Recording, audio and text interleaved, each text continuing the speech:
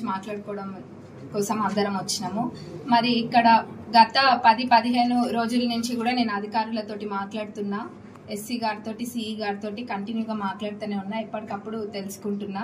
మరి ఇవన్నీ చేసి అట్లనే మినిస్టర్ గారితో కూడా మాట్లాడడం జరిగింది. మరి ఇవన్నీ చేసినాక మనం చూసినట్టయితే మన ఎక్స్ మినిస్టర్ గారు వచ్చి సొమ్మొక్కలది సోకొక్కలది అన్న విధంగా 2 రోజుల్లో నీళ్ళు వస్తున్నాయి అన్నది తెలుసుకొని వచ్చి ఇంకా ఒక ఫోన్ పట్టుకున్నారు. ఫోన్ పట్టుకొని మాట్లాడి ఇంకా అంత చేసేసినట్టు చూపించిండ్రు.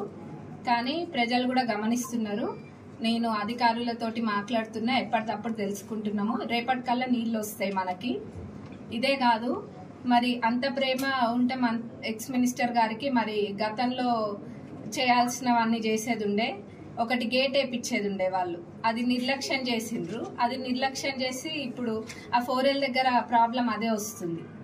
మరి ఇవన్నీ కూడా నిర్లక్ష్యం చేసి ఇప్పుడేదో వచ్చి గతంలో లేని ప్రేమ అంతా కూడా ఇప్పుడే చూపిస్తున్నారు. మరి రైతన్నల మీద మంచిదే, ఈ రకంగానైనా బయటకు వచ్చిండ్రు కదా, మంచిదే. మరి అట్లనే మీరు చూసినట్టయితే చెన్నూరు రిజర్వాయర్, పాలకుర్తి రిజర్వాయర్ మంజూరు చేసింది కాంగ్రెస్ ప్రభుత్వం గతంలో.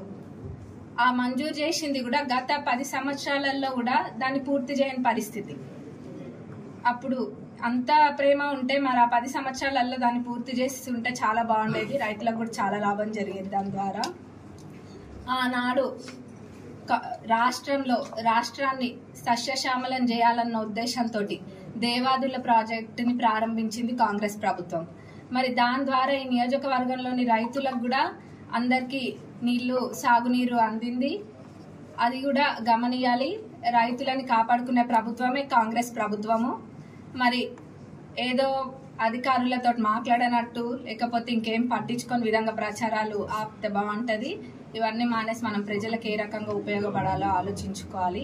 మరి ఎప్పుడు అయినా కానీ కాంగ్రెస్ ప్రభుత్వము రైతన్నలకి అండగా ఉంటది.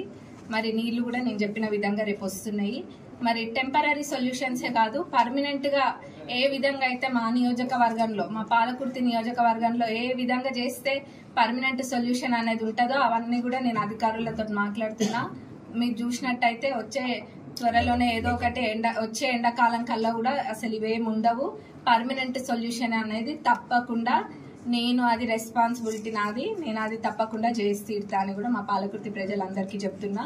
మరి దేవరుప్పల వాళ్ళందరూ కూడా రైతన్నలకి వాళ్ళకి అండగా ఉంటామని కూడా నేను దీని ద్వారా చెప్తున్నా. ఏమైనా నీళ్లు సమస్యలు అవన్నీ రేపు ఖచ్చితంగా నీళ్ళు వస్తాయి.